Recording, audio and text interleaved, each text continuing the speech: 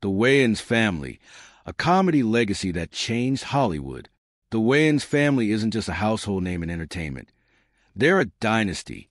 If you're talking about culture, black culture, pop culture, or just comedy as a whole, there's a good chance the conversation leads back to them. Their impact on TV and film has shaped not just black entertainment, but the mainstream media itself. One of the biggest turning points of the Wayans family was in Living Color, the groundbreaking sketch comedy show created by Keenen Ivory Wayans. Premiering in 1990, it introduced audiences to future stars like Jim Carrey, Jamie Foxx, Jennifer Lopez, David Alan Grier, and Rosie Perez. It also gave Keenen and his siblings Damon, Shawn, and Marlon Wayans a platform to redefine comedy. The show pushed boundaries and opened the door for more diversity in comedy. Even today, In Living Color is celebrated for its influence. A major cultural shift came when In Living Color took on the Super Bowl halftime show in 1992. Before then, halftime performances weren't the flashy spectacles we see today.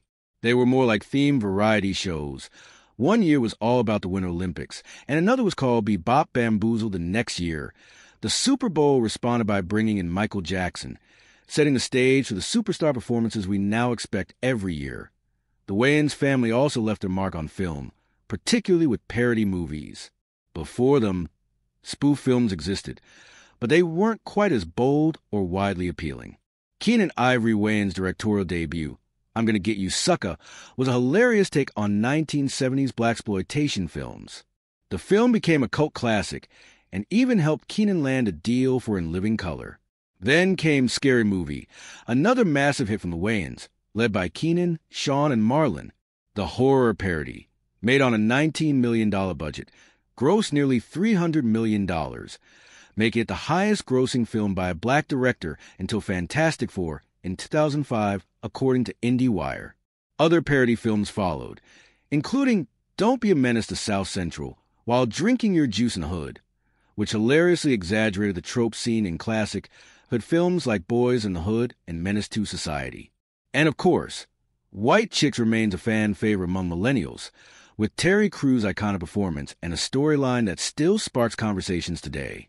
The Wayans also dominated television beyond In Living Color. Their sitcom The Wayans Brothers helped shape the WB network before it merged into CW. The show blended comedy with hip-hop culture. Its theme song was A Tribe Called Quest's Electric Relaxation, marking the first time a hip-hop song was used as a sitcom theme. It also featured guest appearances from artists like Busta Rhymes and Missy Elliott.